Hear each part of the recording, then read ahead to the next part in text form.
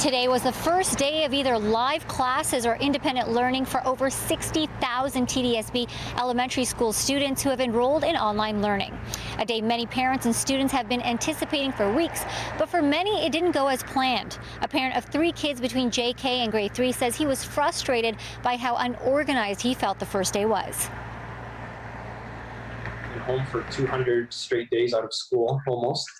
And, we were really hoping to have them start today. For James Ferdima, a Toronto father with 3 elementary-aged kids enrolled in virtual classes this year, everything was ready to go this morning. And he says the kids were excited to learn on their laptops, but things didn't happen according to plan. This morning, we found that my eldest daughter had a class and teacher assigned, but that teacher was away today due to health concerns. We were notified that around 8:30. There was no supply teacher made available, just directions from the teacher for his daughter in grade 3 to take part in asynchronous learning.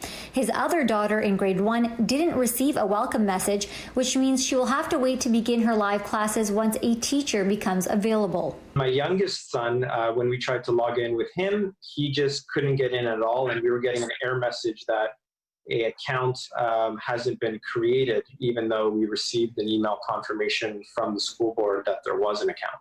So what were your next steps? They tried to send me to a few different URLs, change the password, which I did, but that still didn't resolve the issue. And then the call abruptly ended.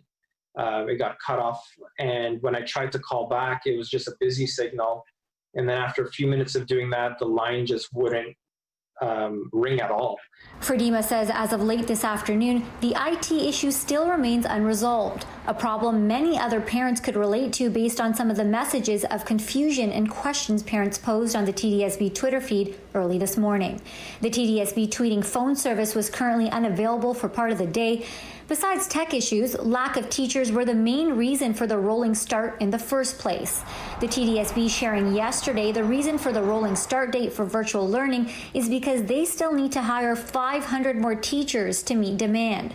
But online education expert Randy Labonte says the lack of staffing isn't the only problem with the current system. Teachers who are based in the classroom cannot just suddenly switch to remote teaching. And unfortunately, that takes planning, and the planning was there wasn't enough time or capacity within the system to actually make that shift.